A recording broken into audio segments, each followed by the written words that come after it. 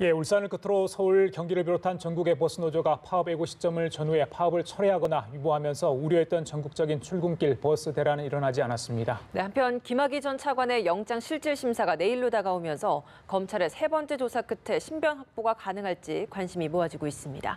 이 관련 내용들 김성수 시사평론가 이호영 변호사와 짚어보겠습니다. 네, 두 분 안녕하십니까? 안녕하세요. 예.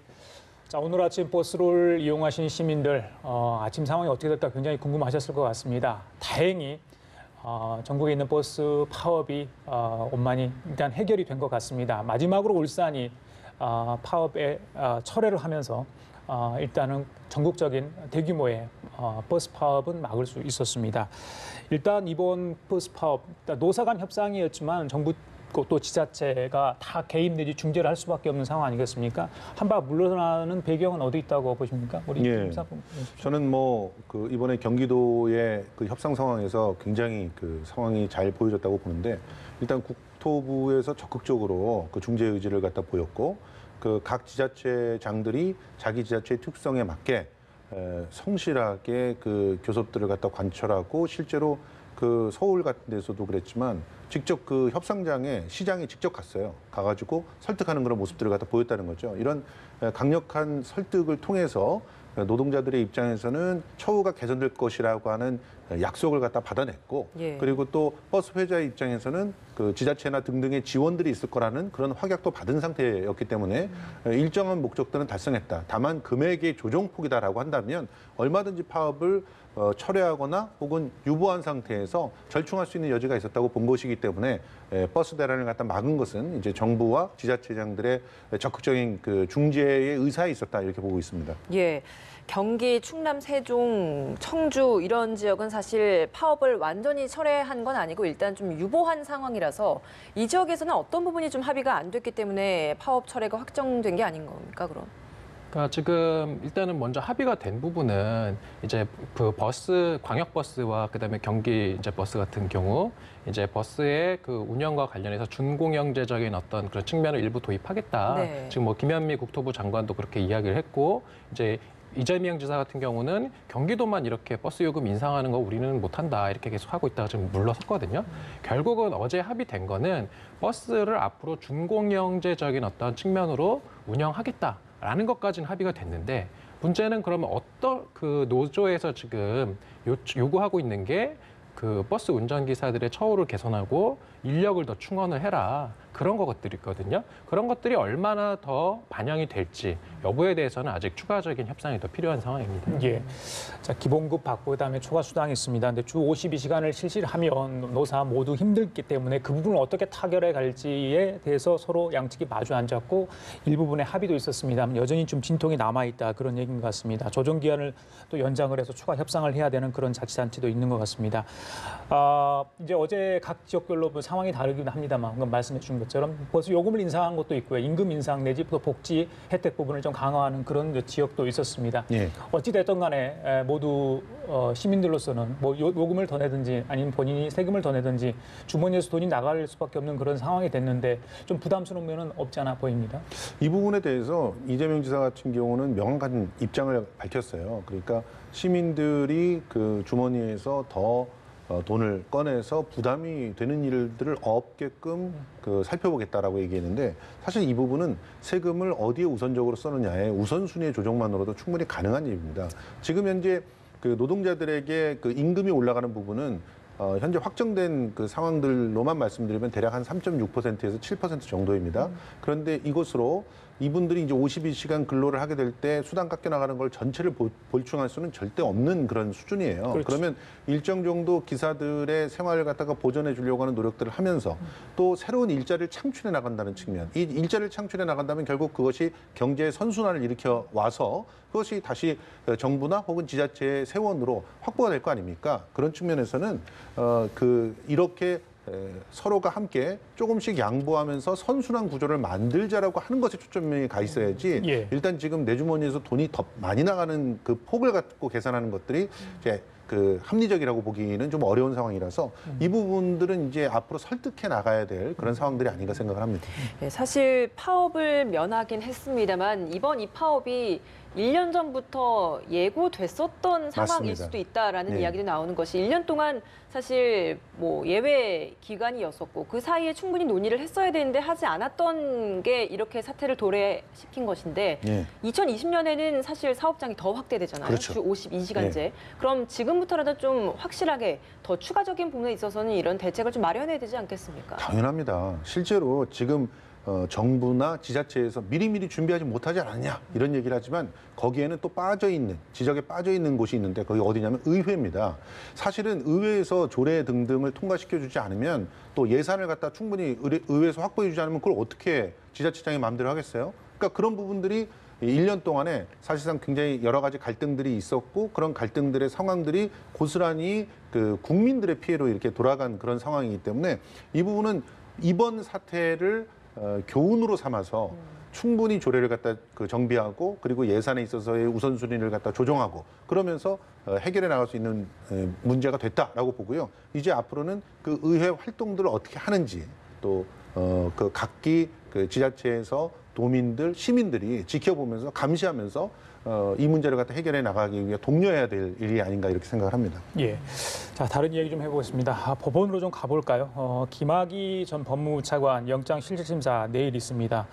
과거 2013년도에 두 번의 조사에서 다 무혐의 처분받지 않았습니까? 내일은 과연 어떻게 될 건가? 많은 분들이 이제 궁금해하면서 지켜볼 상황인데 일단은 뭐 혐의도 적용이 된 게 여러 가지가 있지 않습니까? 성접대 부분도 뇌물의 일부로 봤다. 영장이 적시를 했다고 합니다. 그건 네. 어떻게 좀 해석할 수 있는 겁니까? 근데 요거에서 조금 구별할 게 이제 김학의 그 사건이 불거졌을 때는 그 성접대 의혹이라고 얘기는 됐지만 사실은 사람들이 다 주목했던 건 성범죄거든요, 결국은.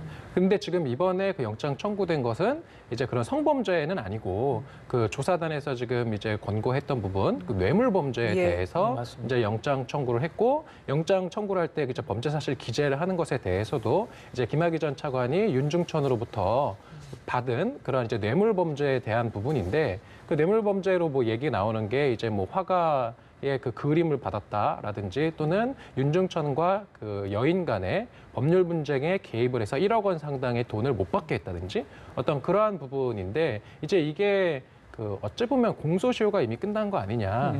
이런 얘기가 좀 많이 나왔지 않습니까? 예. 이제 그 부분에 대해서 이제 이제 특정 범죄 가중처벌법에 이제 보면 그 뇌물죄의 뇌물 범죄에서 그 뇌물로 약속, 수수 요구한 그 이득액이 1억 원 이상이면 10년 이상, 무기 또는 10년 이상이거든요. 그런 경우에는 공소시효가 이제 10년 이상으로 될 수 있기 때문에 이제 수사기관에서 아직 공소시효가 남아있을 가능성을 지금 보고 있는 거고 그에 따라서 지금 구속영장을 청구한 것입니다.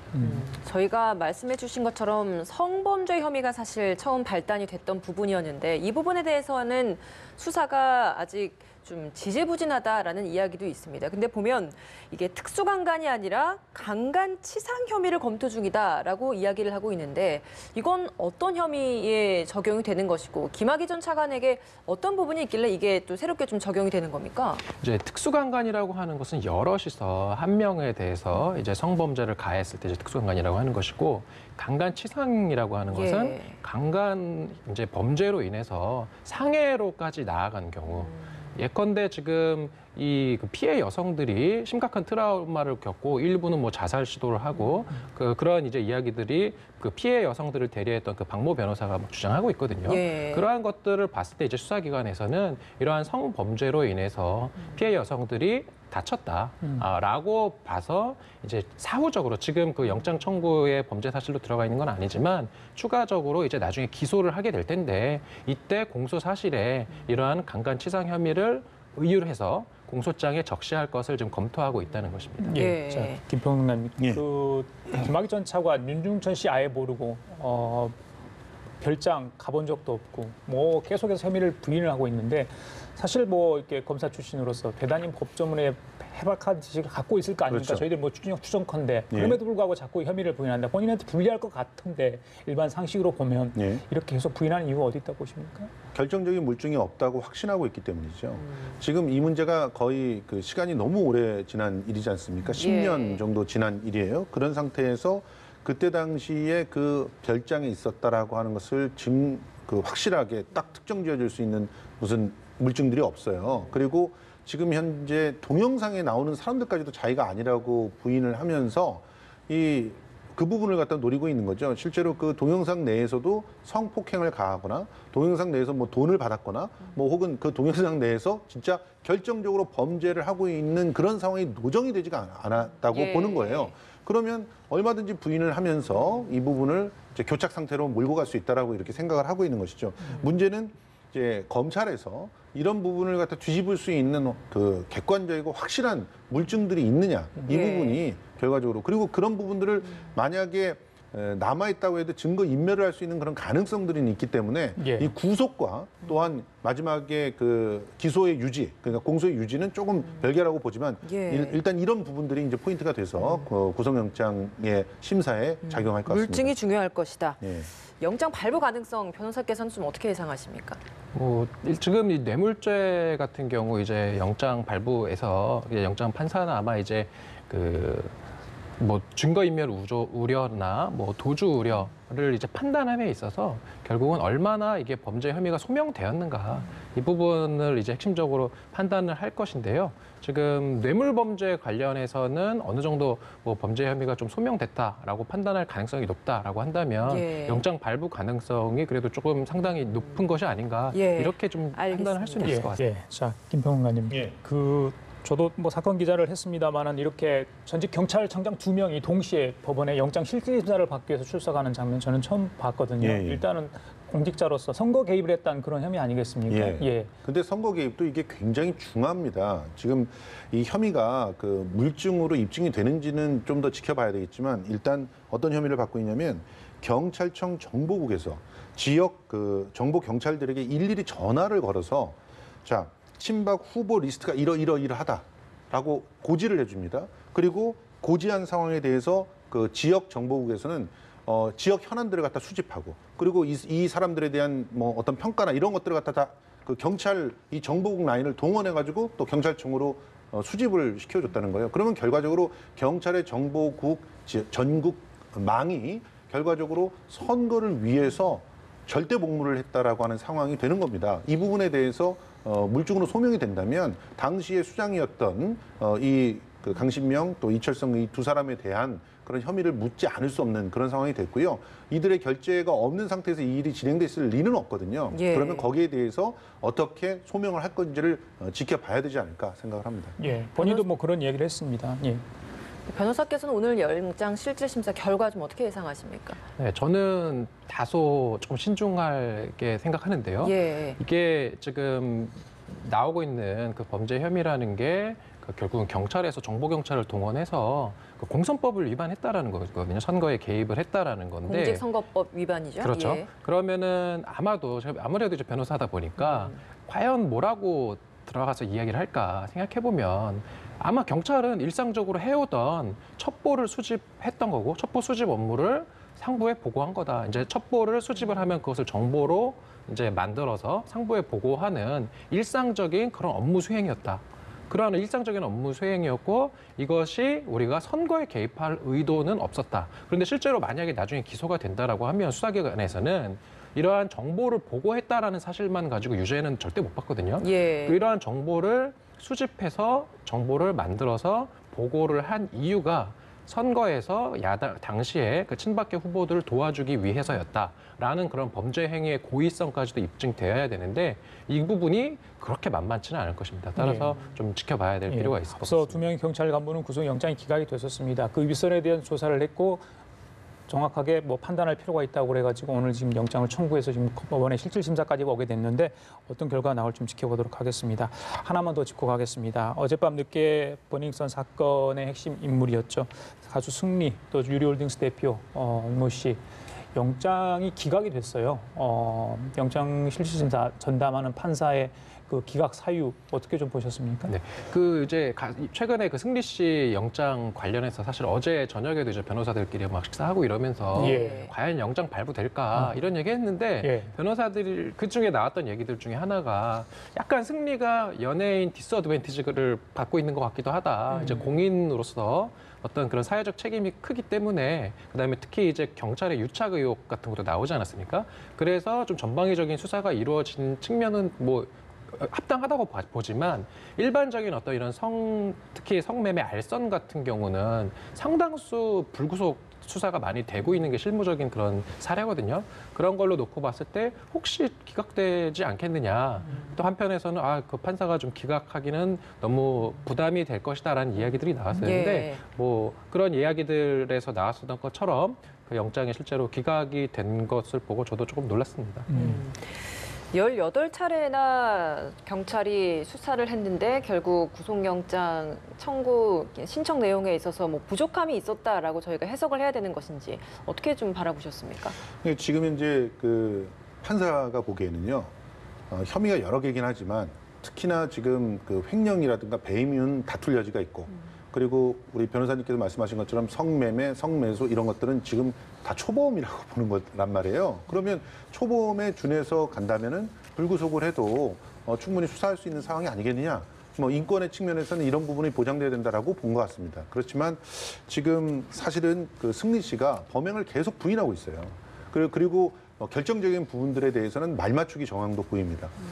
유인석 씨하고 또 그런 부분들이 있단 말이죠. 그러니까 이런 부분들은 분명히 이 판사의 재량권 안에 있다고 하더라도 수사를 한 입장에서는 구속이 되어서 신분을 확보해서 나머지 부분들을 갖다 처리하는 것이 더욱더 유리하다고 봤을 것 같습니다. 그래서 이런 부분은 두고두고 또 하나의 논란이 되지 않을까 하는 생각이 듭니다. 예, 이후에 경찰이 뭐 어떤 판단을 할지 좀 지켜보도록 하죠. 지금까지 김성수 시사평론가 이호영 변호사 두 분과 함께 얘기 나눠봤습니다. 말씀 잘 들었습니다. 고맙습니다. 고맙습니다. 예.